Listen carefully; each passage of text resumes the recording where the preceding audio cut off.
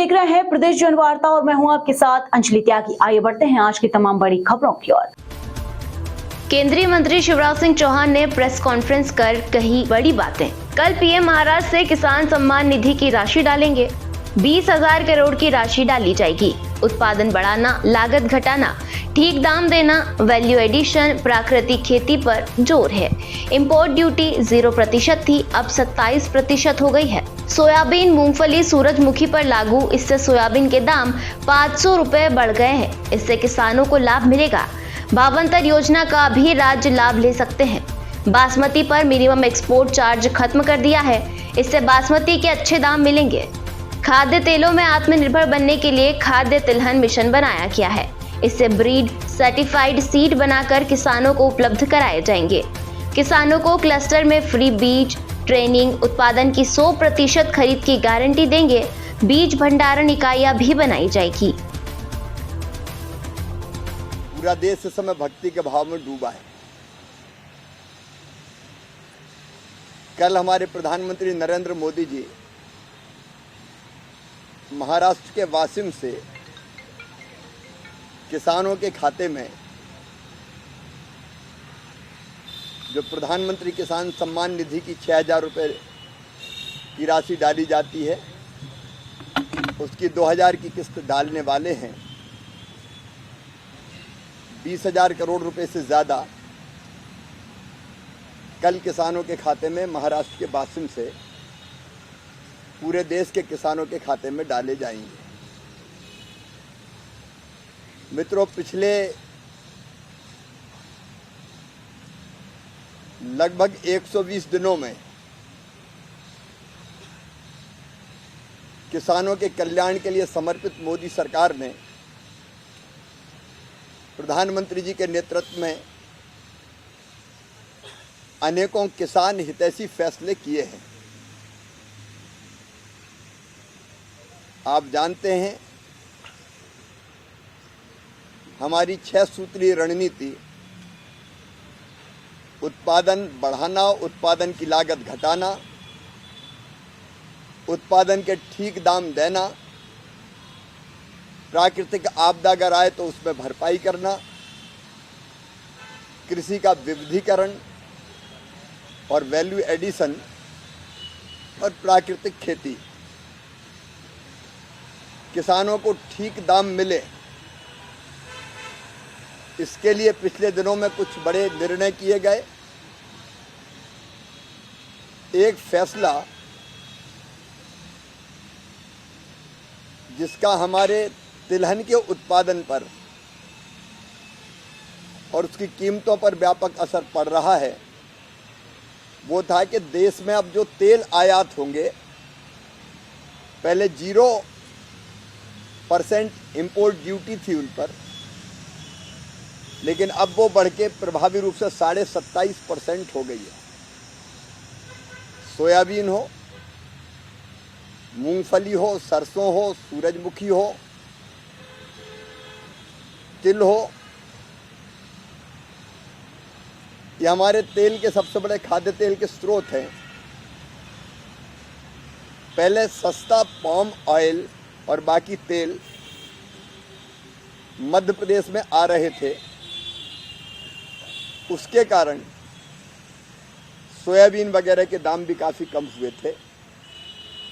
इस फैसले से एवरेज अभी 500 रुपया कुंटल सोयाबीन के दाम बढ़े हैं और बढ़ने का क्रम जारी है। तो एक तरफ इंपोर्ट ड्यूटी बढ़ाकर विदेशों से आने वाले खाद्य तेल को जो लाना चाहते हैं उनको ज़्यादा दाम देने पड़ेंगे, उससे हमारी मिलों को, हमारे किसानों को फ़ायदा हो रहा है। और दूसरी तरफ सोयाबीन भी खरीदने का फैसला सरकार ने किया है मिनिमम सपोर्ट प्राइस पर, ताकि ठीक दाम दिए जा सकें। मध्य प्रदेश, महाराष्ट्र, कर्नाटक, जिन राज्यों ने चाहा वो खरीद करेंगे। और समानांतर हमारी भावांतर भुगतान योजना भी, अगर कोई राज्यों की मर्जी पर है कौन सी योजना में वो शामिल होना चाहते हैं, वो भी जारी रहेगी। मध्य प्रदेश भी बासमती चावल उत्पादित करता है। अभी बासमती चावल के एक्सपोर्ट पर मिनिमम एक्सपोर्ट प्राइस लगी हुई थी, जिसके कारण एक्सपोर्ट महंगा हो रहा था, तो मिनिमम एक्सपोर्ट प्राइस समाप्त कर दी गई है। अब वैसे ही चावल निर्यात होगा, इससे बासमती के दाम बढ़ेंगे और गैर बासमती चावल पर से भी जो निर्यात पर प्रतिबंध था वो हटा लिया गया है। तो निर्यात के कारण भी धान के दाम बेहतर किसानों को मिलेंगे। प्याज की एक्सपोर्ट ड्यूटी प्याज पर भी 40% थी, वो घटा के 20% की गई है। ये सारे फैसले इसलिए किए गए कि किसान को ठीक दाम मिल सकें। अभी कल 2 बड़े फैसले हुए हैं, उनके बारे में मैं आज जानकारी देना चाहता था। भारत अपनी कुल जो खाद्य तेल की आवश्यकता है वो 29.2 मिलियन टन 22-23 में थी, लेकिन हमारे यहाँ जो उत्पादन होता है हमारे ऑयल सीड से वो 12.7 बिलियन टन ही खाद्य तेल का उत्पादन हो पाता है और बाकी मांग पूरा करने के लिए हमको विदेशों पर या आयात पर निर्भर रहना पड़ता है। तो कल एक बड़ा फैसला किया गया है कि आयात पर निर्भरता खत्म करके आत्मनिर्भर हम खाद्य तेलों में कैसे बने, इसके लिए एक राष्ट्रीय खाद्य तेल मिशन तिलहन बनाया गया है। 10,103 करोड़ 38 लाख रुपए की लागत से। हमारे यहाँ अभी जो ऑयल सीड्स हैं उनका उत्पादन काफ़ी कम है और इसलिए उन्नत बीज किसानों को ICAR ये बीज बनाएगा, ब्रीडर सीड, उससे सर्टिफाइड सीड, फाउंडेशन सीड, फिर सर्टिफाइड सीड बना के किसानों को फ्री में उपलब्ध कराए जाएंगे। उन्नत बीज किसानों को ICAR ये बीज बनाएगा, ब्रीडर सीड,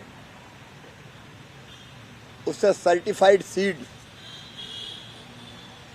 फाउंडेशन सीड, फिर सर्टिफाइड सीड बना के किसानों को फ्री में उपलब्ध कराए जाएंगे। 600 क्लस्टर इसके लिए पूरे देश में बनाए जाएंगे। 347 जिले के 21 राज्यों में जहां भी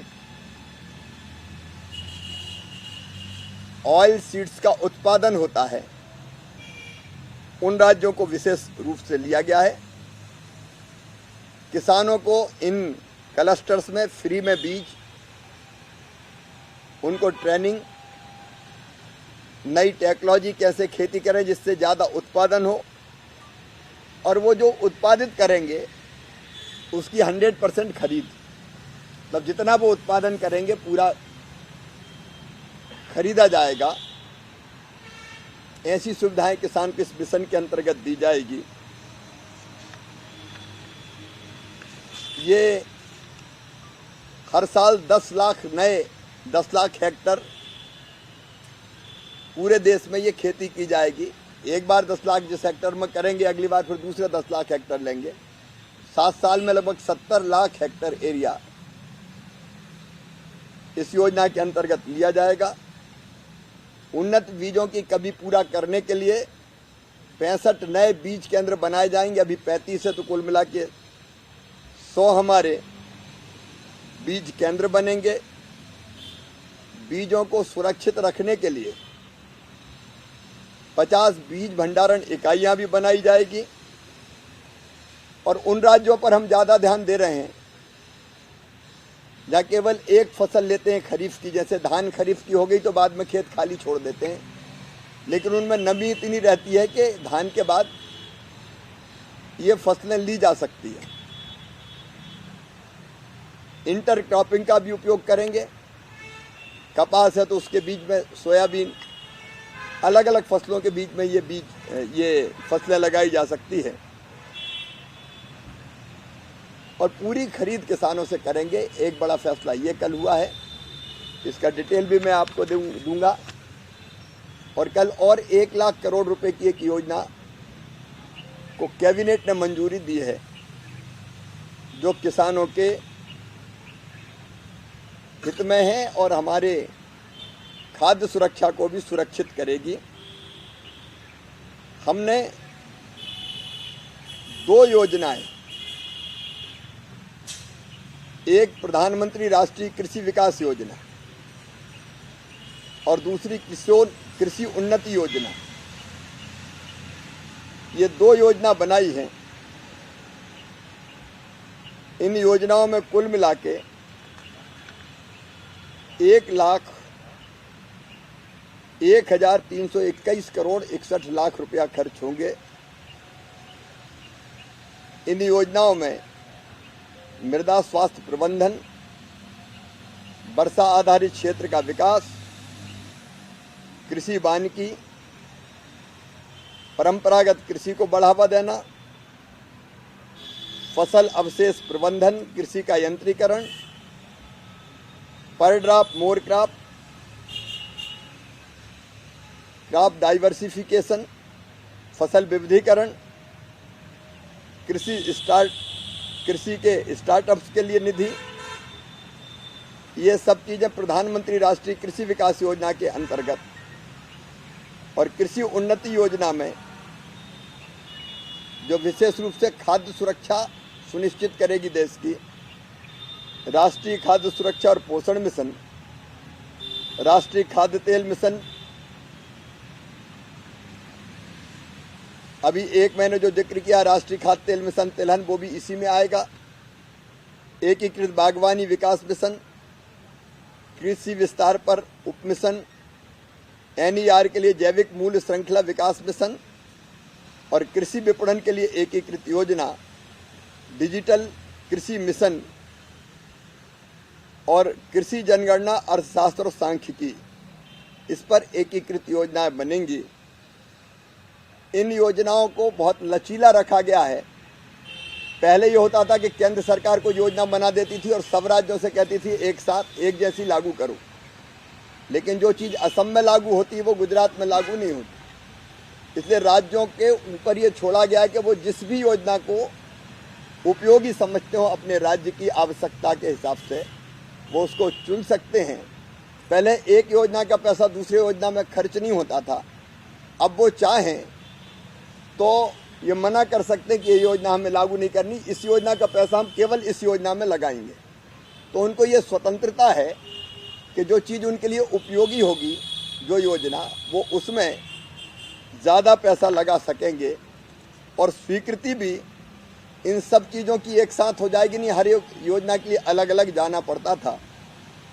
इसके कारण दोनों काम होंगे, एक उत्पादन बढ़ेगा, किसानों की आय बढ़ेगी, दूसरे हमारी खाद्य सुरक्षा को हम सुनिश्चित करने का काम करेंगे। क्योंकि कल ही ये फैसला कैबिनेट ने किया तो मुझे लगा कि विस्तार से, बहुत विस्तार में तो मैं नहीं गया, लेकिन कम से कम किसानों तक ये बात पहुँचे कि ये योजनाएं हमारे लिए लागू की गई है। पिछले 120 दिनों में लगातार किसानों के हित में कई बड़े फैसले लिए गए हैं और आगे भी लगातार ये फैसले जारी रहेंगे।